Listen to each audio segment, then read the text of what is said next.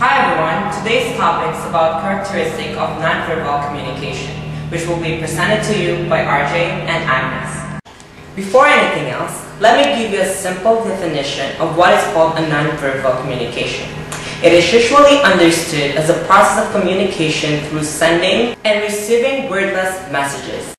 For example, what you have just seen conveyed interactions without verbal communication, and that we can still express our feelings and communicate to each other. Here are some other means of communicating which does not involve verbal signals. One may communicate through transmitting gesture or touch, which is also known as apodic communication, body language or posture, facial expression, or even eye contact. As it is evident, nonverbal communication accounts for a large portion in persons' day-to-day activities. Having said that, verbal language as we know it is only a fraction of many sources of communication.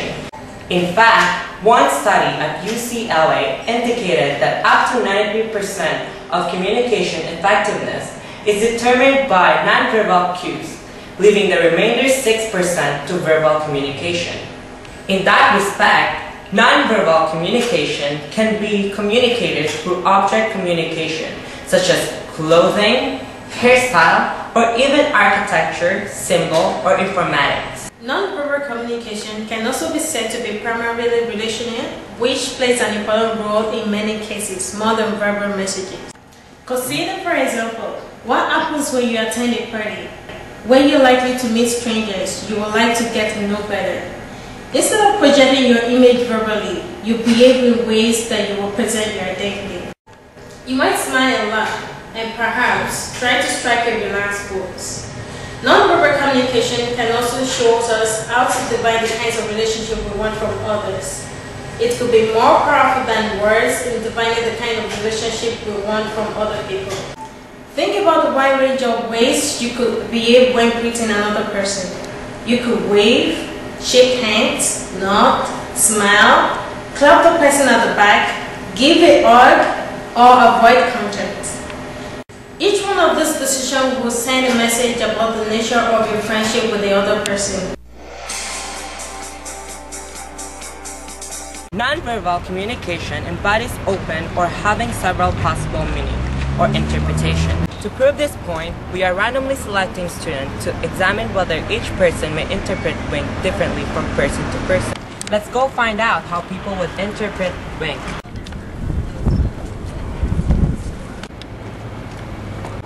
Hi there, can I ask you a question? Sure. How would you interpret if someone winks at you? If someone winked at me, I would definitely see it as like a flirtatious sign.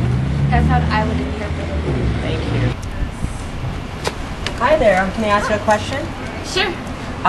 Let's say someone winks at you. How would you interpret that? An eye problem? Oh, wow. Someone wink at me? Probably he or she is friendly. If they're saying thank you. Thank you. Nonverbal skills are important not only in delivering the message, but as equally important, receiving and decoding the nonverbal communication portrayed by an individual. According to Ordona, good nonverbal communications are more persuasive than people who are less skilled, and that they have great chance of success in settings ranging from careers to poker to romance. As such, nonverbal encoding and decoding skills is a strong predictor of popularity, attractiveness, and social-emotional being. In conclusion, nonverbal communication performs a social function like conveying emotions that we may unwillingly or unable to express. In fact, nonverbal communication is better suited to expressing attitudes, feelings than ideas. For example, whenever we feel pain, our body expression will convey the message that we're not in good condition. Therefore, nonverbal communication is important, has a communicative value, and express relational messages to the world around us. In addition, effective communication refers to the thorough and accurate encoding and decoding of both verbal and nonverbal messages that one sends and receives in order for complete understanding. However, what if the parties involved spoke differing languages. Verbal communication is almost as good as none. This is when non-verbal communication comes into play. Imagining being in a foreign country where language is a huge barrier. Instead of a wordy conversation, one may find themselves communicating through symbols like map, gesture, facial expression, so to convey your feelings and projecting them accurately to others. And also, your looks may tell a person your origin and may reveal what sort of person you are.